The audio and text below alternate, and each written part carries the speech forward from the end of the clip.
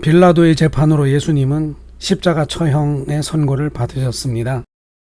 마태복음 27장에는 이때 예수님이 어떤 고통을 겪으셨는지 비교적 상세하게 묘사되어 있습니다. 처형을 앞둔 죄수를 대하는 로마 군인들의 잔인한 행동들이 있었습니다. 그들은 예수님을 희롱하고 모욕을 주었습니다. 성경책에 이토록 자세히 묘사되어 있는 것이 놀랍습니다. 죄도 없이 의로우신 예수님이 이런 희롱을 당하는 것은 인간들이 죄악이 얼마나 더럽고 추악한지를 여실히 증거하는 것에 더하여 예수님께서 완전한 죽음을 당하셨다는 것을 보여줍니다. 예수님은 일말의 동정이나 배려도 없이 완전한 인격적 죽음을 당하셨습니다.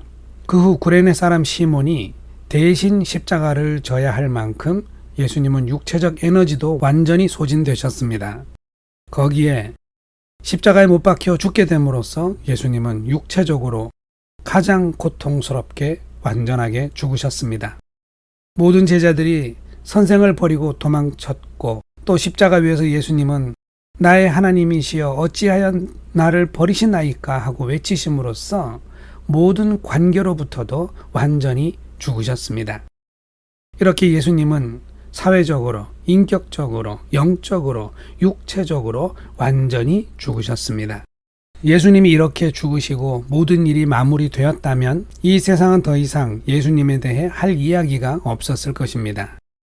그런데 이렇게 죽으신 예수님께서 다시 살아나셨습니다.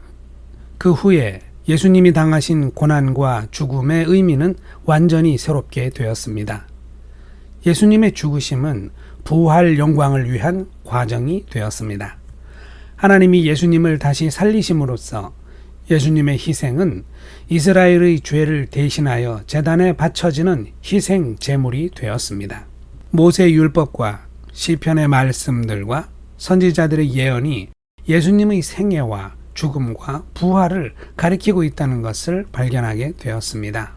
그 후로 예수님의 고난과 죽음은 그를 믿는 자들마다 하나님과 화해하고 하나님 나라의 영광에 참여할 수 있는 거룩한 초대가 되었습니다. 모든 그리스도인들은 고백하게 되었습니다. 가시관을 쓰고 십자가에 못 박혀 돌아가신 예수는 모든 믿는 자가 부활 영생의 구원을 얻는 이름이 되셨습니다.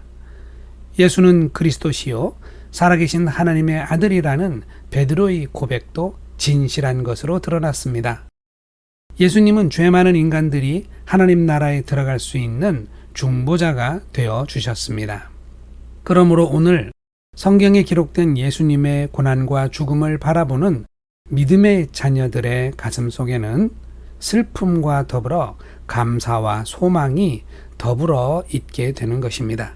우리가 한 가지 기억하고 지나가야 할 것은 예수님의 은혜로우신 고난사역 이외에도 예수님을 공격했던 그 시대의 인간들의 모습입니다.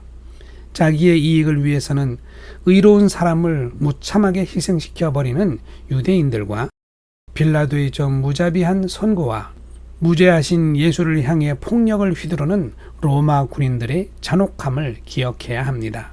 이 땅의 죄악들, 인간의 본성에 뿌리내린 타락한 모습이 예수님의 고난 속에서 선명하게 폭로되고 있습니다. 그 죄의 형상이라고 하는 것은 사실 모든 사람의 심령 속에 뿌리내리고 있는 것입니다. 그래서 때를 만나면 적나라하게 표출됩니다. 그런데 우리 믿음의 자녀들은 그러한 때마다 반대편에서 모든 고난을 견디고 계시는 예수님을 바라볼 수 있어야 하겠습니다. 우리 내면에 도사리고 있는 나의 범죄하는 속성이 궁극적으로는 예수님을 공격하고 있다는 각성이 일어난다면 그것은 우리를 용서와 의로 인도하시고자 하시는 성령님의 열심이라고 하겠습니다.